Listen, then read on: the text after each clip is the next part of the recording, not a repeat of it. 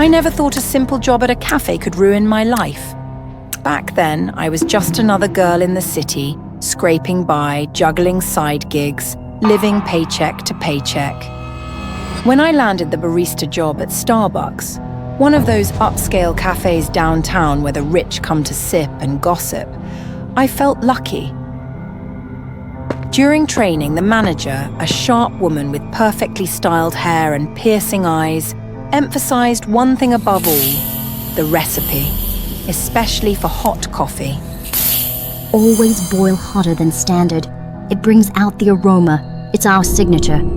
The coffee hissed and steamed like a dragon, bubbling so violently I couldn't believe it was meant to be served. It didn't just look hot, it looked angry. I hesitated just for a second, asking if that kind of temperature was safe. She waved off my concern. It's our technique, proprietary. Just follow the protocol. You don't want to mess up a client's order, trust me. And so I did. I told myself not to question things, that this was just how high-end places worked.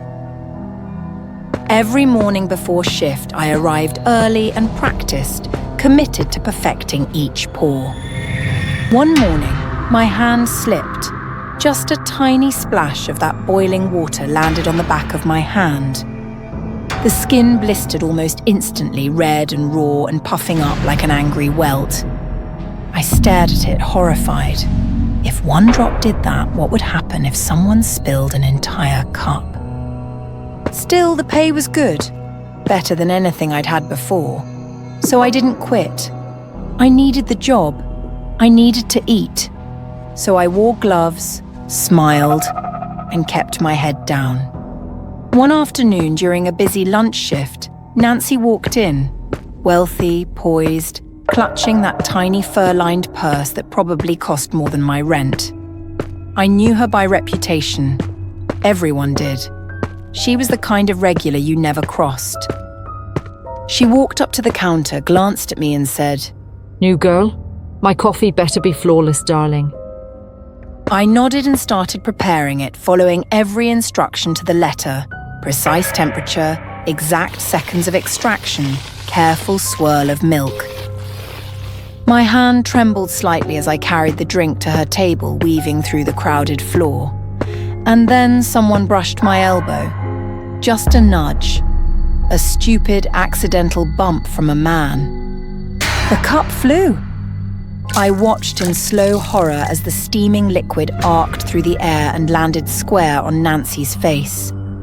She screamed, loud, raw, and horrible. The cup clattered to the floor. Her papers, some kind of business documents, were soaked. Chaos erupted. Someone called for an ambulance. I couldn't move. I was frozen watching her writhe, her perfect skin already reddening and bubbling. The next morning, the manager called me aside. She didn't even look me in the eye. This was your mistake. You spilled the drink. She got second-degree burns, face and neck. Her documents were destroyed. Her clients backed out. Now she wants compensation.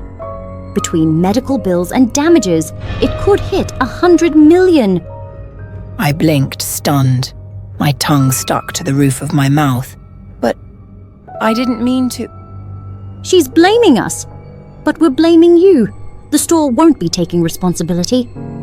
I was fired on the spot. No severance, no support, just a mess of apologies and a slammed door. I walked home in a daze. I didn't eat that night, or the next. I tried calling a legal clinic, but the wait list was weeks long. No one offered help to someone like me, just a poor girl who poured the wrong cup of coffee. So I did something desperate.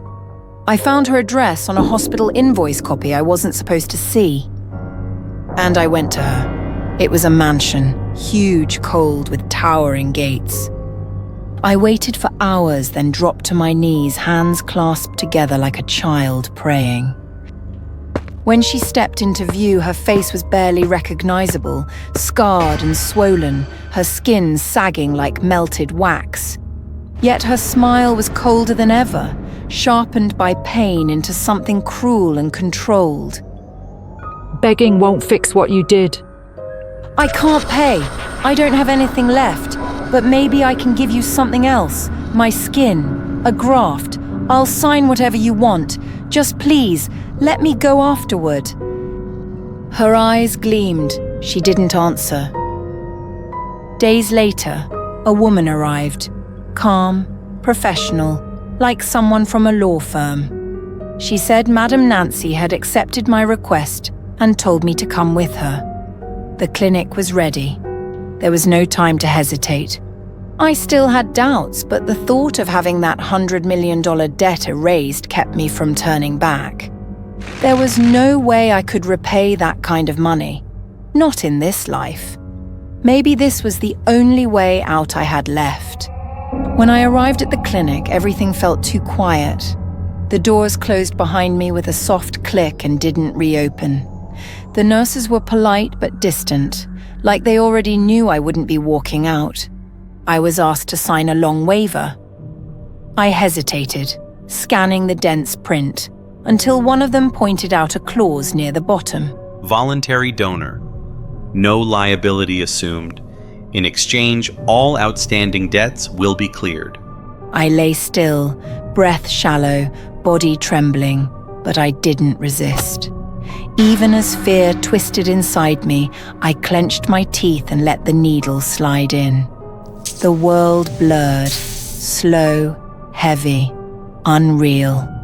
Through the haze, I saw Nancy standing near. Her burns were covered in thick bandages, but her voice cut through softly. Your skin is exquisite. The surgeon raised the scalpel, its blade gleaming cold beneath the lights. I still believed they'd only take a patch, just enough to fix her face. But then he looked over my skin, lingering on its tone, its texture. This will fetch a fortune. They took more than they needed, much more. At first, it was a faint pressure, like a whisper. Then came the burning, as the blade began to cut. Not one section, not one wound. They kept going inch by inch, layer by layer, until there was nothing left. After that, the clinic's records vanished, the cameras conveniently failed, and my name was erased, as if I had never existed at all.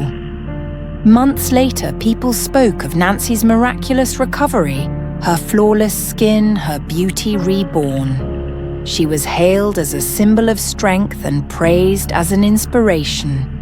But no one ever asked what it had cost, or who had paid for it. And no one knew. No one knew what she took. Somewhere, in the back of that clinic, in a drawer or freezer or maybe just behind a steel door, what's left of me is still there, waiting, whispering. She wasn't the first, and she won't be the last.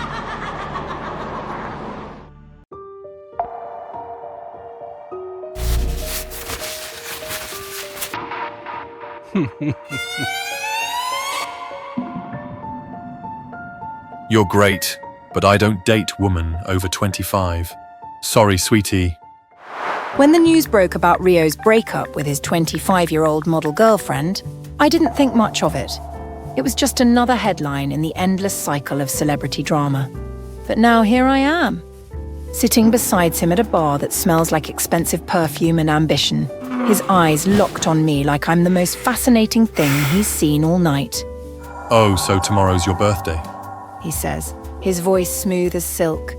25, huh? Tonight's your last night at 24. Let's make it unforgettable. I'm not the kind of girl who belongs in places like this. My friend dragged me along as a +1, and I've spent most of the evening feeling out of place in my borrowed dress. But here's Rio, an S-tier celebrity, his smile dazzling under the lowlights, choosing me. When he invites me back to his suite, I don't even hesitate. The room is breathtaking, a palace of glass and gold perched high above the city. Rio pours us champagne, and the tension between us crackles. Everything about him seems surreal. His perfect hair, his gleaming smile, the way he moves like he owns not just the room, but the world. That's when I noticed it. A strand of his hair fell loose as he ran a hand through it, but instead of landing softly on his shoulder or the floor, the strand shimmered, then hardened into pure gold. My breath caught. You're staring. He teased, leaning closer. It's a little gift of mine. Your hair, Pure gold. he interrupted, as if it were the most natural thing in the world. I laughed nervously, but the strangeness only deepened. He reached for a nail clipper, trimming one of his manicured nails. The clipping hit the glass coffee table with a metallic plink. A sliver of solid gold. I froze. Oh, that's not all. He said, grinning like a magician about to reveal his next trick. He tilted his head back and casually flicked his nose. He placed the shimmering pearl into my hand. Is this real? I stammered, barely able to process what I was seeing. Real as you and me. He replied, leaning back into the plush sofa. And if you make me happy tonight, all of it is yours. Every strand, every clipping, every pearl. As the night went on, gold and jewels seemed to pour out of him. Quite literally. Every touch, every kiss, every moment sent shimmering treasures scattering across the room. By midnight, the floor was littered with riches. And then it happened. Rio stumbled, catching himself on the edge of a table. A sharp gasp escaped his lips as a golden gash split across his palm. But instead of blood, molten gold began to drip from the wound, pooling onto the carpet. Oh my God, I breathed, rushing to him. It's fine. Just grab a cloth or something. I pressed a towel to his hand, my heart pounding. The golden liquid was warm, almost alive as it seeped through the fabric. His breathing was shallow, his skin pale, but still he smiled at me. For a brief moment, I felt a strange pang of sympathy. By the time we collapse into bed, I fall asleep in his arms, the strange warmth of his body lulling me into a dreamless void. Morning came too soon. I woke to the soft hum of city traffic and the blinding sunlight streaming through the massive windows. Rio was already dressed, standing at the edge of the bed. Happy birthday. He said, his smile as dazzling as ever. Thank you. But his next words turned that warmth to ice. This has been fun, but I don't date women over 25. What? You're great. Really. But I have standards. Anger bubbled in my chest. After everything, after last night, this was how he saw me. Just another disposable toy. You can take all the gold and pearls. He added, gesturing to the glittering mess on the floor. Consider it your parting gift. I stared at him, my mind racing. He was so smug, so sure of himself, so untouchable. My eyes landed on the corkscrew on the bedside table. Without thinking, I grabbed it and lunged. The moment the corkscrew pierced his stomach, his eyes widened in shock. But instead of blood, a torrent of gold and jewels erupted from the wound, spraying across the room like a macabre fountain. He collapsed to the floor, gasping, as the treasures kept pouring out. He falls to his knees, his hands grasping at the wound as more and more spills out. His skin cracks like porcelain, and molten gold begins to seep through the fissures. You fool. He gasps, his voice gurgling. I stumble back, horrified. The golden river slows, then stops, leaving Rio motionless on the floor. For one fleeting moment, I wonder if I should take the gold and run. But then the gold began to change. The shimmering strands darkened, the pearls cracking and oozing. The smell hit me first, metallic and sharp, like rust and decay. No, I whispered, stumbling back. The gold liquefied, pooling into dark red puddles. The pearls dissolved into chunks of raw, congealed flesh.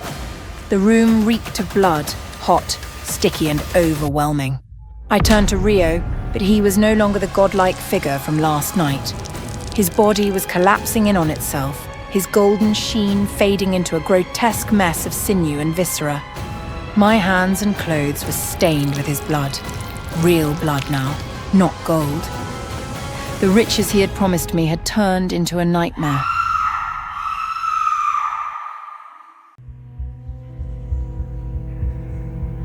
What about this one? Have you ever cheated on your partner? Too tame. How about, have you ever loved your best friend's lover? Have you ever had a secret affair with a married person? Have you ever been paid for I didn't think it was a bad idea at first. The producer approached me at the cafe where I worked part-time, offering me a chance to win up to $500,000 on the game show, The Moment of Truth. The rules were simple. Answer every question truthfully while hooked up to a polygraph. Truth equals money. I needed that money. It was my only chance to escape the suffocating weight of debt, to finally open the salon I'd dreamed of, and leave behind the dark corners of my life. So I said yes. The casting was straightforward, or so it seemed. I sat in a sterile room, wires strapped to my arms, the cold polygraph machine humming softly beside me. The questions ranged from mundane to slightly invasive. Do you like your appearance? Have you ever lied to get out of trouble? Would you take $250 from a stranger if they dropped it? I told the truth, and the machine validated me. The producer nodded approvingly after each response. You're a natural. He said, flashing a toothy smile that didn't reach his eyes. I should have noticed the smirk behind the camera lens when they told me I was selected. The condition: my boyfriend Brian had to come on the show as a guest. The day of the taping, Brian and I arrived at the brightly lit studio.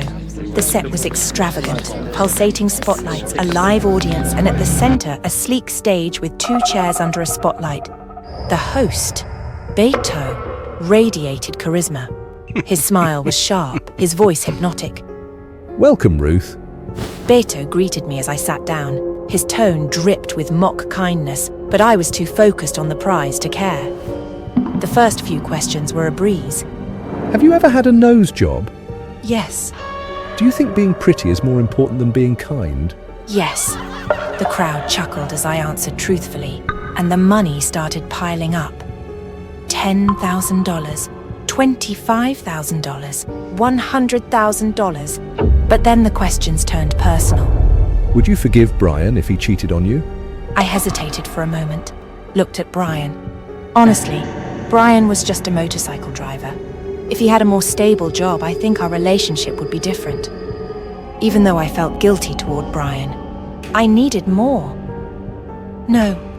Brian's face fell. I tried to stammer an explanation, but Beto pressed on, his smile widening. Would you leave Brian if someone better came along? The studio went silent. My heart pounded. I hesitated, then whispered, yes. Brian's knuckles whitened as he gripped the armrest. The audience gasped and I felt the room closing in. I hope Brian will understand this situation. The questions kept coming, slicing deeper. Do you really work at a call center? No. That's the truth. Do you work at a nightclub? Yes. That's the truth. Brian's expression darkened with each revelation, but I kept going. I needed the money, but these questions made me uneasy. Surely they wouldn't ask about my real job, would they? Have you ever accepted money for The world seemed to tilt.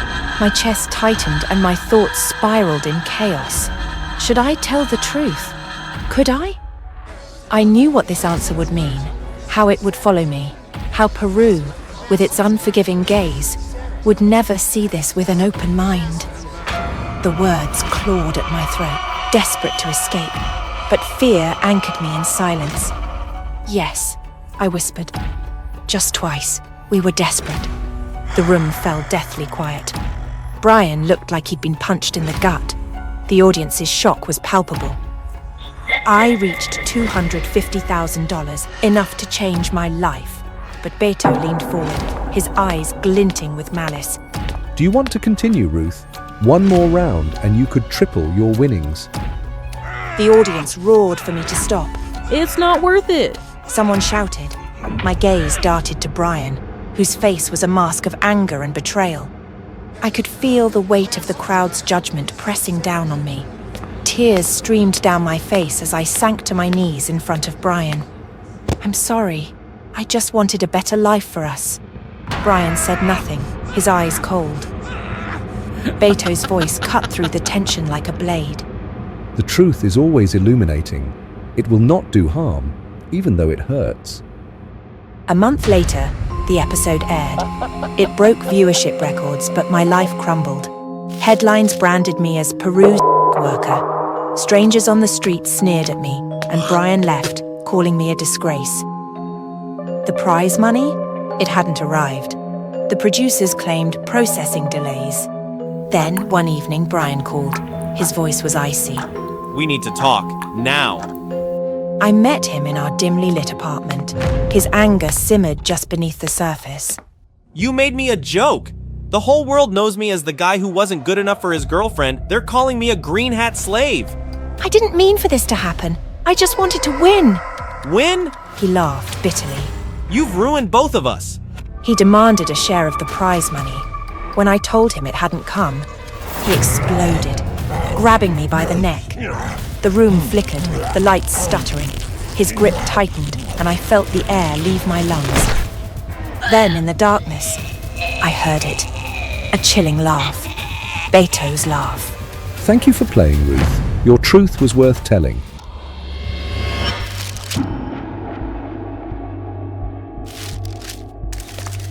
Where's the truth, Mr. Beto?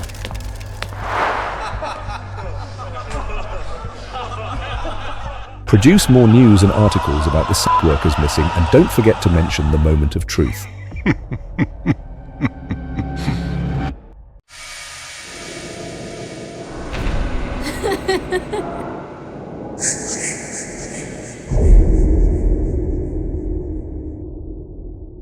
I dreamed of the crown since I was little, but no one told me that to wear it I'd have to sell my skin, my blood, my name, and eventually even my smile. My name is Rachel. I grew up in a 10-square-meter slum apartment with a leaky roof and rats that gnawed the corners of our rice bags. While other kids played doctor or teacher, I practiced smiling in a cracked mirror, whispering answers to imaginary beauty pageant questions. I didn't dream of fame. I dreamed of escape. From debt, from hunger, from the burning shame on my mother's face every time we borrowed rice. I believed the crown could be a way out, that beauty could be my one currency in a world that charged interest on being poor. So when they came to me, corporate-looking men with briefcases and practiced smiles, I didn't hesitate. They said, "We've paved the road for you. You become Miss National, then an influencer, live stream beauty products, a stable career. Just one condition. We implant neural interface to keep your performance optimal." They called it a win-win. I called it salvation. The training began immediately. For 3 months, I was kept in a white facility where my posture, speech, and even eye-blinking rate were corrected. There were no clocks, no windows, only bright lighting and cameras. Every time I messed up, flubbed a line, missed a smile cue, the neural wires shocked me, not sharp pain. Number A, searing current that jolted through my spine like my bones were melting. At first I cried, then I screamed, but no one came, so I learned to stop resisting, and then I learned to smile. The investors came next, powerful men, silent, evaluating. They sat in rooms where I served wine and compliments, where my job was to amuse, flatter, obey. My manager whispered, "This is part of the journey. They made you, now you entertain them." I nodded, not out of agreement, out of instinct, because hesitation meant another electric jolt. A reminder, I was no longer a person, I was a product. My value was in performance, in packaging, in pliability. I won the crown that winter. The lights, the applause, the televised tears. I became the nation's sweetheart. My face appeared on magazines, milk cartons, digital billboards. The whole country celebrated the fairy tale, the poor girl who became a queen. But the real coronation came later, alone, in a locked hotel suite. Instead of jewels, they handed me a live stream rig, a ring light, a branded bathrobe. The crown stayed on, but it wasn't authentic. I never felt its weight until that night. Time to earn back your value, they said. I was now the face of Serum X99, a skin-whitening miracle. I sold it every night for 4 hours straight, smiling, winking, thanking thousands of fans for their purchases. I laughed. I shared skincare tips. I told anecdotes carefully written for me. The neural interface was still in me, now so deep they twitched when I breathed. Sometimes I felt them pulsing under my skin like living vines, coiled into my nervous system. I asked when they'd remove them. when your audience retention drops. They replied. They didn't need to say more. I understood. As long as I was profitable, I was theirs. One night, I accidentally dropped a bottle of serum backstage. It cracked open, oozing something thick, veiny, twitching, alive. I screamed. The system zapped me. Don't overreact. Keep smiling. Was I selling cosmetics or curses? Every jar I shipped could have carried something grotesque. But the fans believed. They trusted me. They adored me, and that made it worse.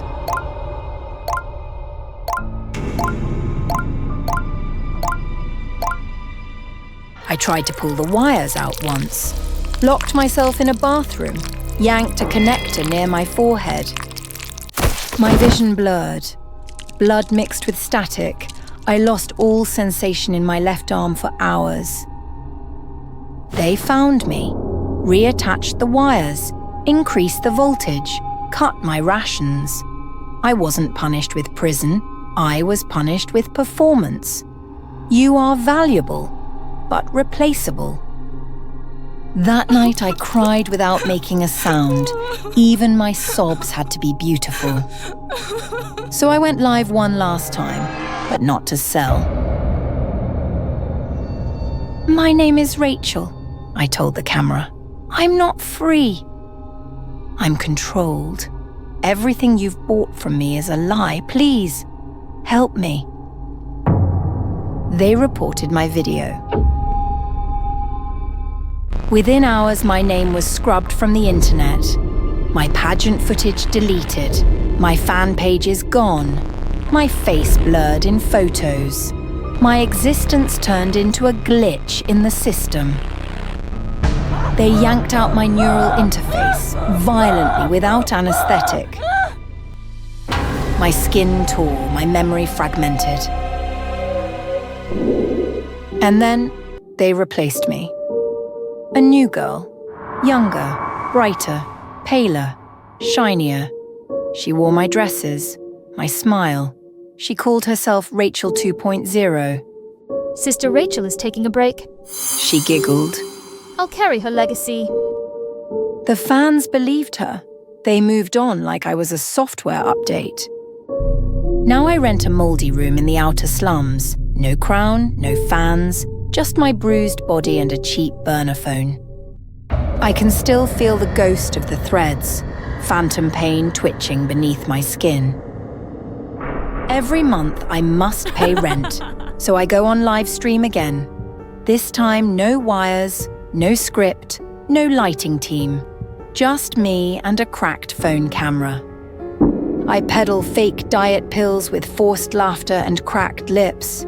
I mimic the same expressions I once sold for millions, but now it's for pennies.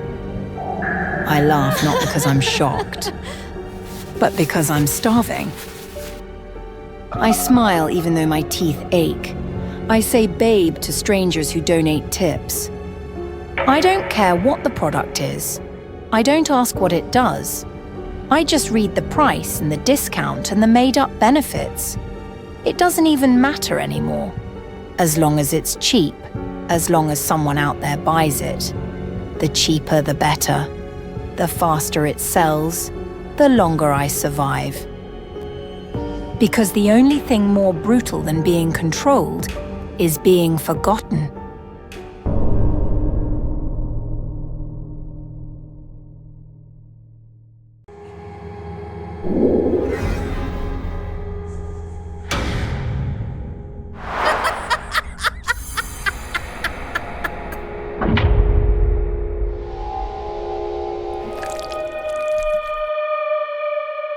I was halfway through my shift, wiping down glasses behind the bar, when she walked in, wrapped in a fur coat that probably cost more than a month of my rent.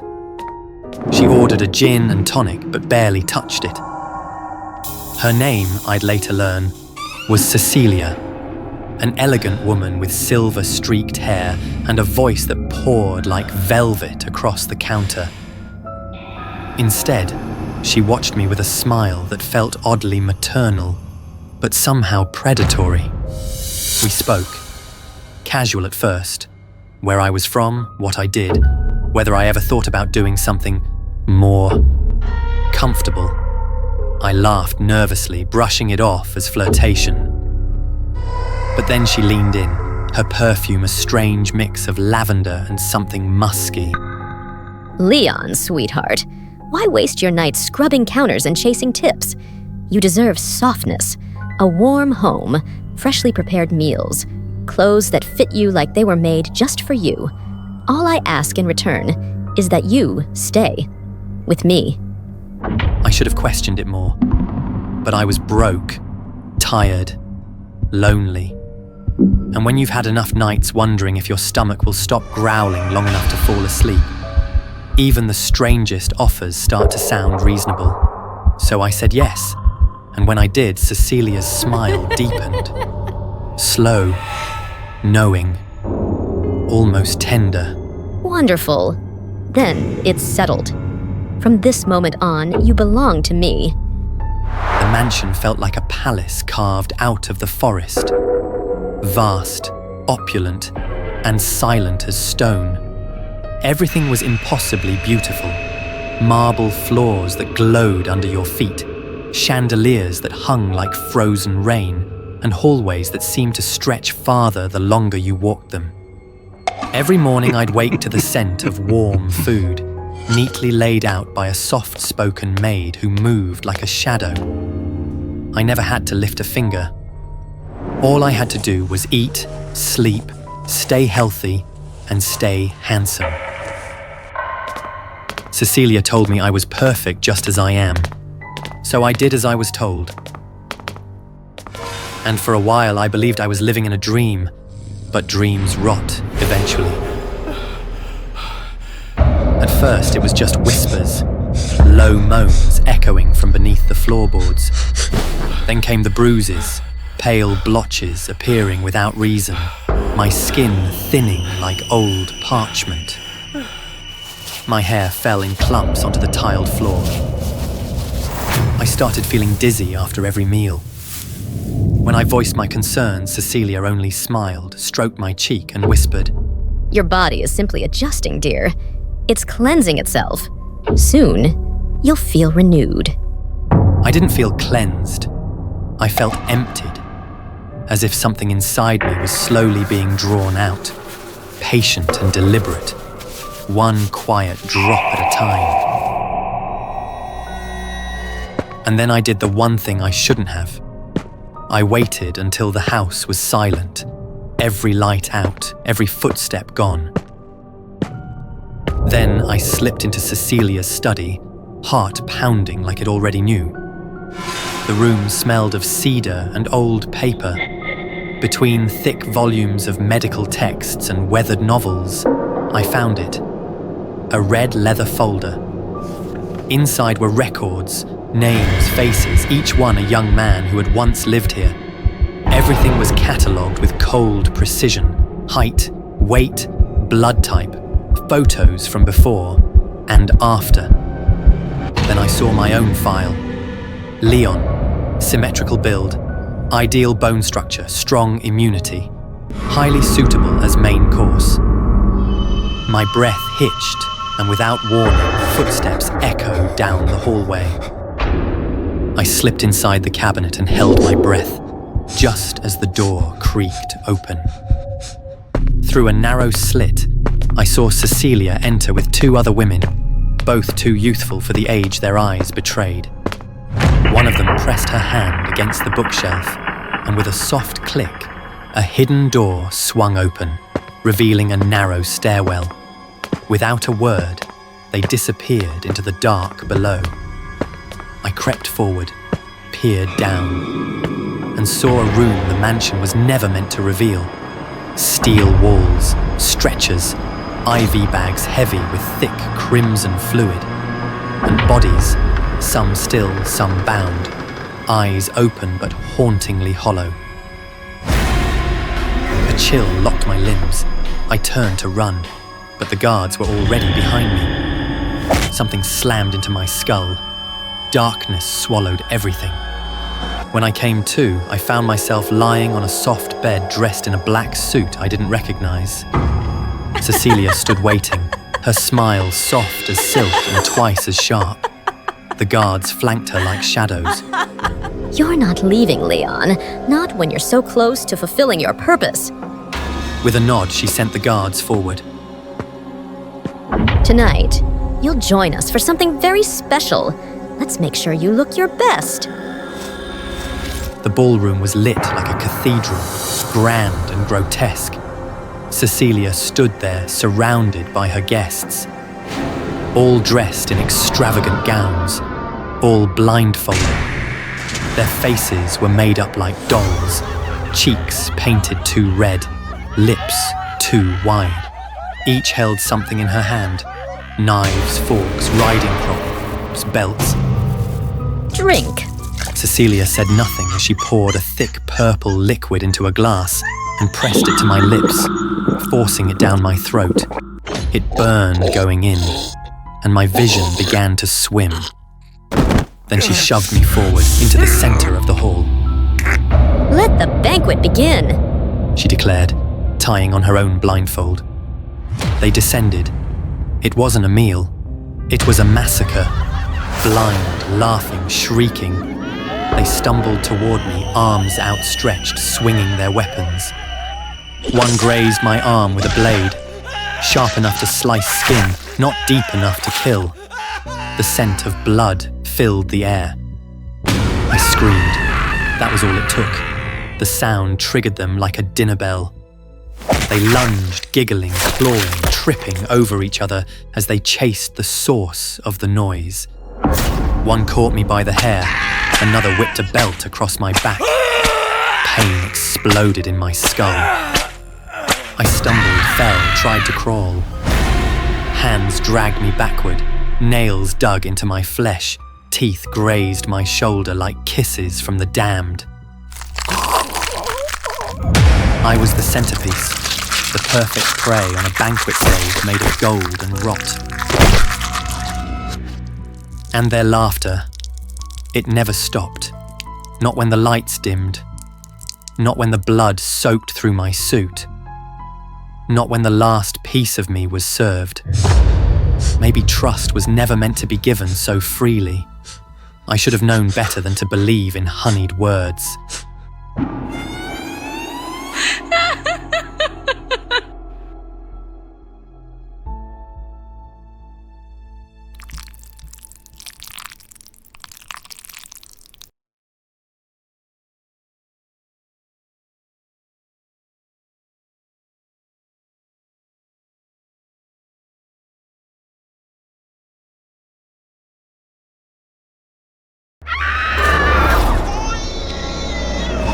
They say a musician leaves behind their songs.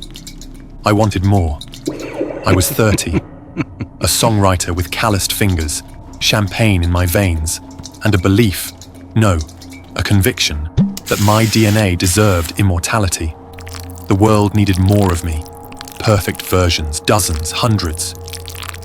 Hospitals limited donations, 10 maximum, but loopholes were everywhere. I found brokers, desperate clinics, underground networks, couples who'd pay for strong bloodlines. I sold vials from my apartment, hotel sinks, public bathrooms, each labeled by hand, premium donor. It thrilled me. Sometimes I'd mix my sperm with another man's, just to see whose DNA would win. I called it genetic roulette, natural selection, fast-forwarded. I made videos, always well lit, shirt unbuttoned, just enough to show off the tattoo on my collarbone. I'd say to the camera, "Your legacy is the only thing that lasts. My children will rise. My bloodline will build empires. My YouTube channel, Johnny, father of many." And soon, they came.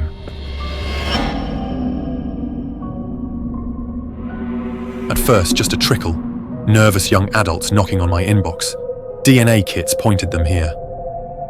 "I found you," one said. "You gave me life." Another sobbed.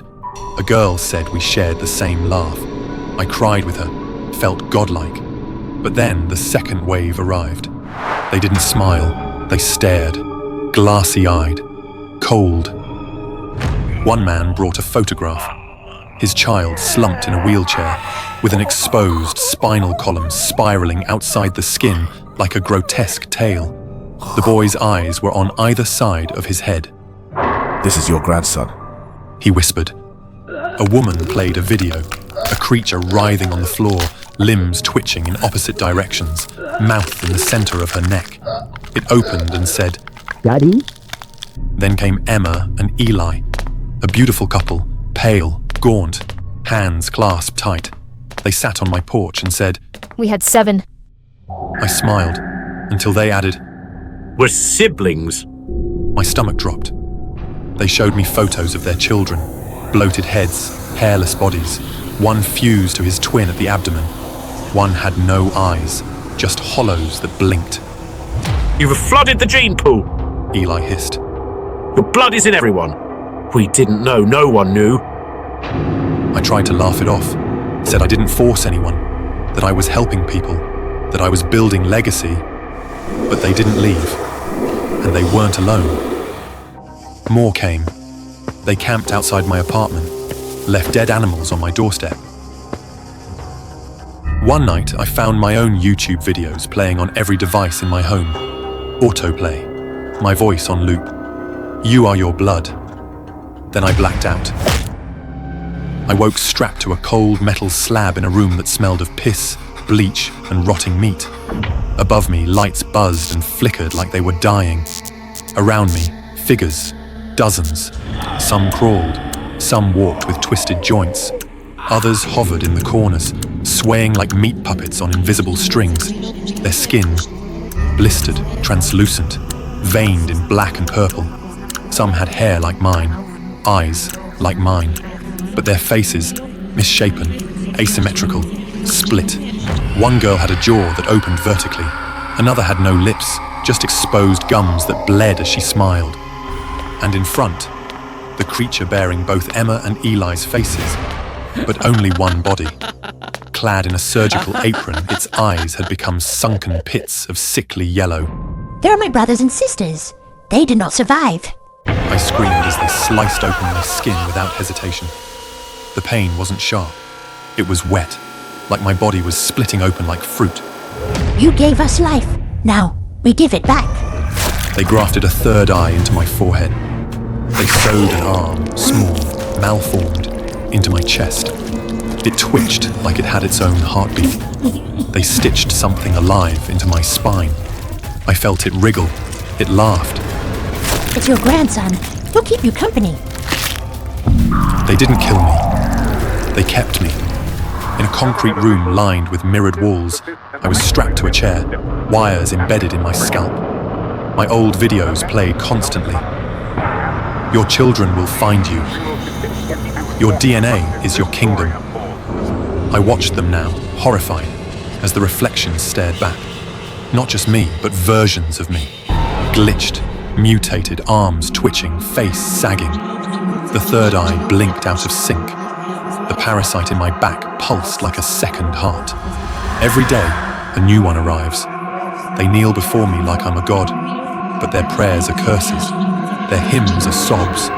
They cry from mouths that never should have existed. I don't sleep. I can't. Sometimes the arm on my chest strokes my face. Sometimes the third eye shows me visions of creatures howling in hospital cribs. They call me Origin. I call myself a mistake. The worst part? I still recognize myself in them. In their pain, in their fury, in the way they stare at me not like a father, but a failed blueprint. My voice once said, "Children are the mirror of their parents." Now I understand.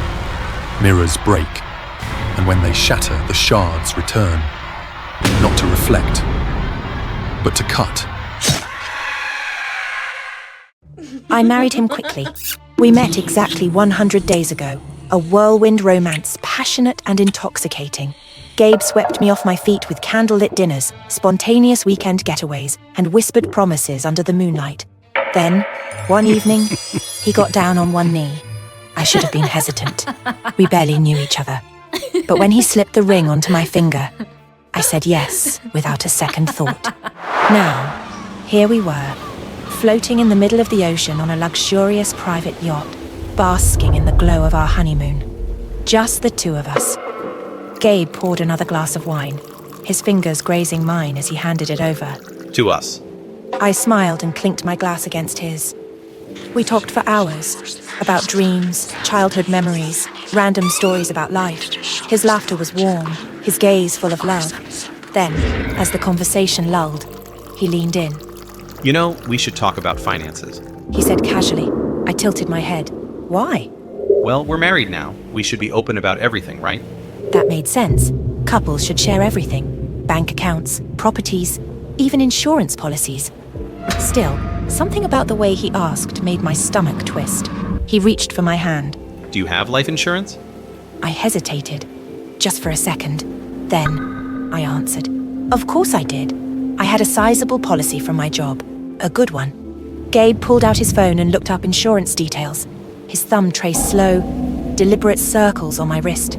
That's a wise choice. I'd hate for anything to happen to you. I laughed nervously, brushing it off. Love is trust, right?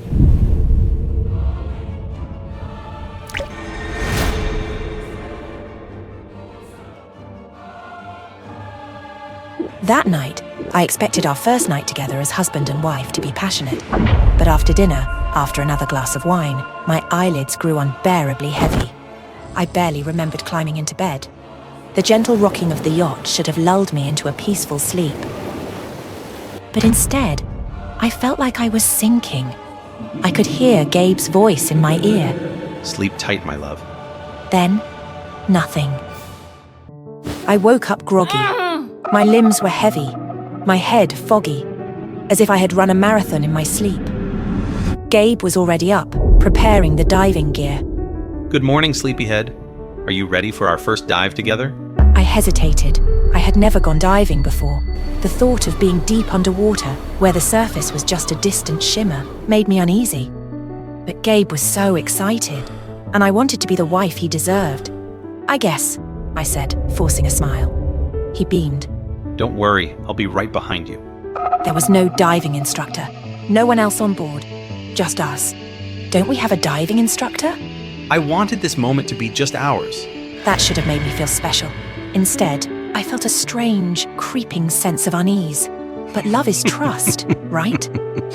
As I turned away to change into my wetsuit, I caught a glimpse of Gabe out of the corner of my eye. He was messing with the oxygen tank. I froze. What are you doing? He glanced up, his expression smooth, calm. Your tank had a leak. I'm switching it out for another one. I nodded slowly. It made sense, didn't it? Maybe I was just overthinking things. The moment we plunged into the water, all my fears melted away. The world below was breathtaking. Schools of fish swirled around us in shimmering clouds. Coral reefs stretched endlessly, swaying gently with the current.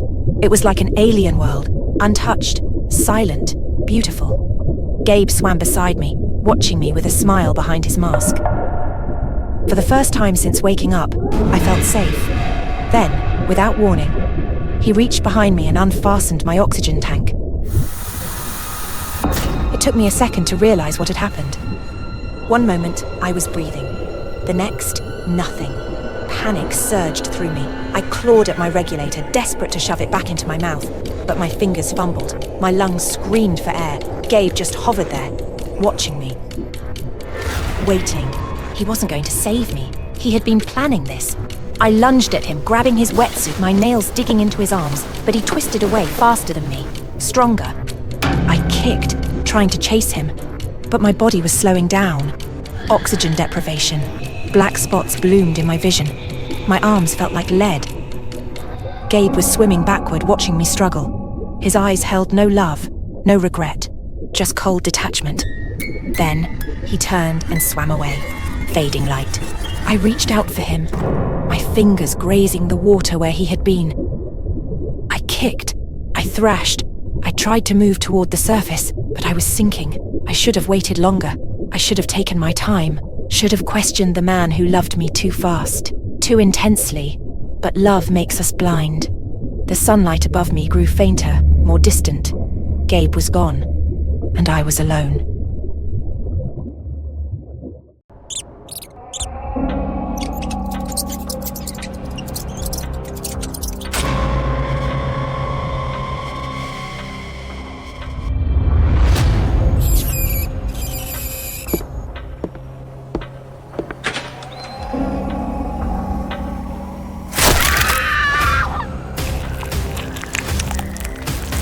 Even though I've tried many kinds of raw meat, I have to admit this chef's skills match my taste perfectly. The fish melts in my mouth with a sweet flavour and a faint hint of blood. Mr. Davis, you're quite the gourmet. Very few people can handle raw puffer fish without any preparation like you do. You could say I'm addicted to eating raw meat. I enjoy the fresh taste and the natural flavour of it. Eating raw meat makes me feel excited, like a predator. My mother is the one who trained me to eat raw food. Isn't that right, Mum? Don't joke around like that in front of adults, dear. When I was 7, my father passed away suddenly, which sent my mother into a crisis. She blamed me for everything. Her pain, her misfortune. Even now, as an adult capable of supporting the whole family, the distance between my mother and me remains unbridgeable. You don't look too well. Your digestive system probably hasn't adjusted yet. A glass of wine will help you feel better. This is Charles, the private chef I recently hired. His cooking skills are flawless, and he's also very observant. Truthfully, I'm feeling a bit uncomfortable, but the sweet aroma of the wine makes me feel relaxed. I suddenly want to share my thoughts and be heard. If you were locked under the stairs for 7 days, starved to the point of eating live rats, you wouldn't feel any sympathy for her either. I'm really sorry. It sounds like you didn't have an easy childhood. It's fine. I've already figured out a way to make her suffer. By eating raw meat in front of her? You're quite fascinating. After that night, Charles and I became even closer. Charles quickly understood my health condition and knew my desire to replace my daily meals entirely with raw meat. So he prepared a suitable menu to help my body gradually adapt to this new diet. The first dish was blue rare beefsteak. Both sides of the meat were seared just enough, served with butter sauce and a sprinkle of pepper. The meat remained fresh and tender without having an overpowering metallic taste. Watching the look of discomfort on Carolyn's face made the piece of meat in my mouth taste even more delicious. After my body had adjusted to digesting blue rare beefsteak, Charles started preparing dishes that were progressively rawer over the next few days. First, he served steak tartare, completely raw minced beef. Then came basashi, a Japanese dish made of raw horse meat. And the final dish, the graduation meal from my raw meat training, was shiru, a dish of live fish. Watching the little fish squirm on the soup spoon, I suppressed the guilt and a flicker of fear before eating them. Davis, you've lost your mind. This is not something a human being should be eating. Why not? Charles's skills are impeccable. This tastes 1,000 times better than the live rat I once ate. Charles, this is all your fault. You're corrupting my son. What kind of monster are you trying to turn him into? Pumpkin, gouge his eyes out for me. She's always been like this, resolving everything with violence and blaming others for her misery. But this time, I won't just quietly endure. Davis, your hand. It's just a small cut. Davis, did you really hit your brother because of a servant? He's nothing but a bloodthirsty monster. You should stay far away from him. I couldn't take it anymore. What absurd delusion was she having this time? Forcing me to see a hairy ape as my brother and demanding I abandon the only person I could confide in. What a joke. I returned to my room and quickly treated my wound. Looking at myself in the mirror, I finally realized something. Ever since switching to a raw meat diet, I feel stronger. My complexion looks healthier and my teeth seem sharper, like a true predator. Pumpkin! Pumpkin, where are you? What are she and that crazy monkey up to now? Has the monkey gone missing? Huh, that's fine. I should thank whoever got rid of my little brother. Davis, it's me. I opened the door for Charles. The metallic scent of blood mixed with herbs wafting from the tray in his hands piqued my curiosity. You didn't eat much at lunch, so I prepared an afternoon snack for you. This is herb-steamed brain. It's very nutritious and it won't taste too bloody when eaten fresh. If this were before, the sight of that red brain would have disgusted me for the entire day. But ever since I started eating Charles's raw meat dishes, these faintly bloody meals have become irresistibly appealing to me. You're really enjoying it, aren't you? I might consider letting you try more organ-based dishes. Charles, you devil! Get out here and pay for what you've done to my son. Davis, do you even know what you just ate? That's your brother's brain. I looked at Charles in shock. I never liked that crazy monkey. But what possible reason would Charles have to do something so cruel? Kill him for me!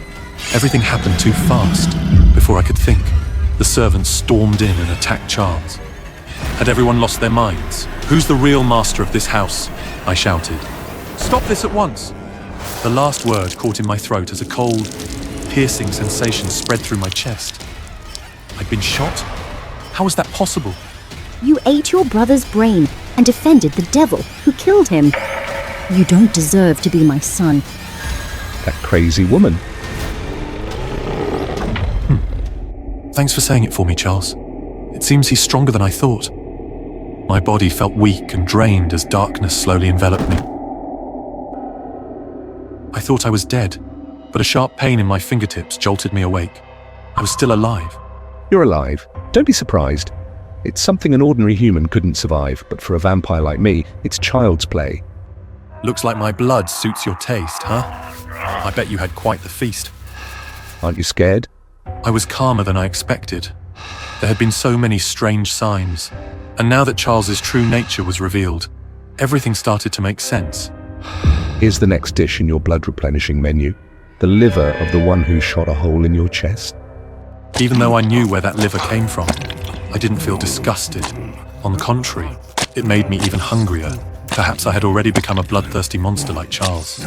Charles looked at me with satisfaction, his eyes glowing a fiery red. Your blood, the blood of someone who only eats raw meat, is the finest I've ever tasted. 283명 탈락.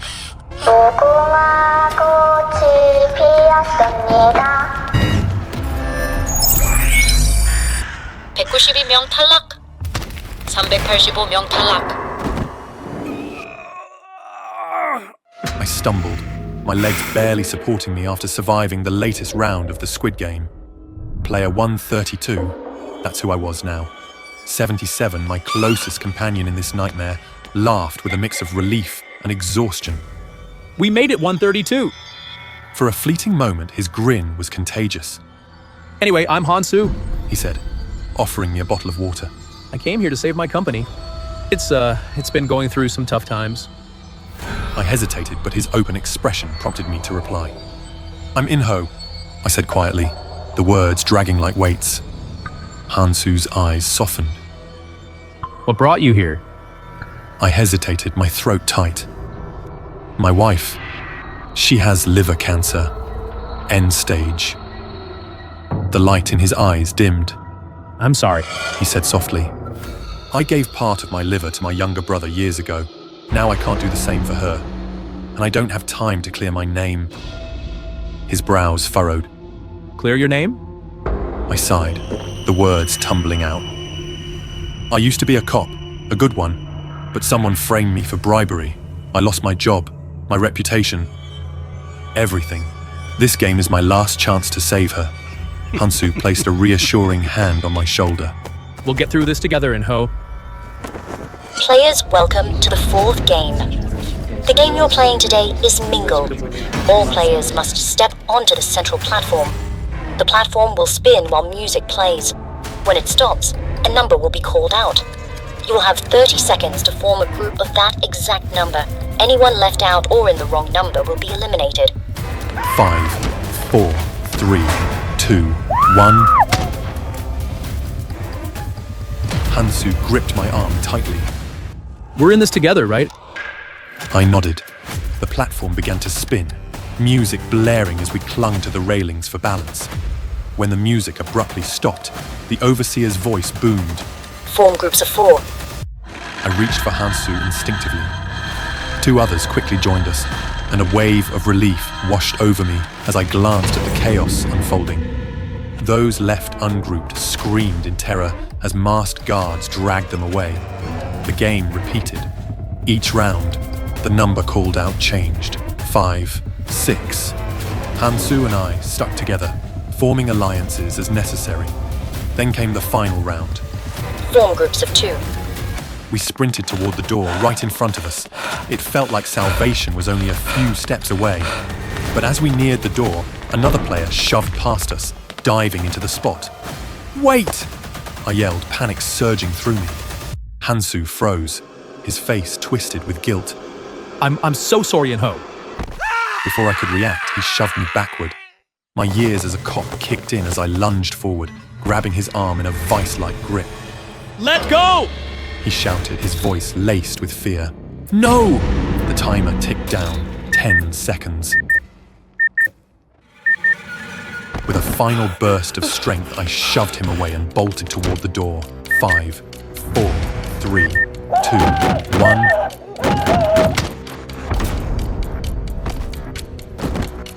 Hansu had been my ally, my friend. But in the end, survival outweighed everything else. The remaining games passed in a blur. Hopscotch. I overcame them with ease. The final game, the Squid Game, didn't pose a challenge for me either. By the time it was over, I wasn't the same person. Every step, every choice was calculated, cold. I won. The prize, 45.6 billion won. But when I returned home, triumph was hollow. My wife was gone. On the table lay a letter, her trembling handwriting scrawled across the page. I couldn't wait any longer, Inho, but I want you to know our baby would have been beautiful. Beside the note was an ultrasound image. I crumpled to the floor, the weight of it all crushing me. Seeking closure, I returned to my old precinct. That's when I learned the truth. Kang Jun, my former partner, had framed me for bribery. He wanted the promotion, and I was the perfect scapegoat.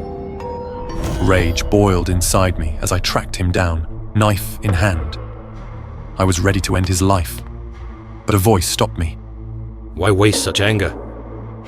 I turned to see a man in a black suit, his face obscured by a sleek, 3-dimensional mask. I can offer you something better. Destroy him the way he destroyed you, ruin his career, and then... He handed me a familiar card. Invite him to the game. Let fate decide if he survives, or let him depend on you. He removed his mask and handed it to me. With nothing left to lose, I accepted his offer. Now I am the front man. From the control room, I watch as players fight, betray, and bleed. Each scream, each desperate plea, it exhilarates me. When Kang Jun finally stepped into the arena, his pale face stripped of its arrogance, I felt nothing but satisfaction. He didn't last long. As Oh Il Nam, the mastermind of the Squid Game, watched from the shadows. He chuckled. An interesting game, wouldn't you agree? I didn't reply. I adjusted my mask and turned back to the screens. The next season was about to begin.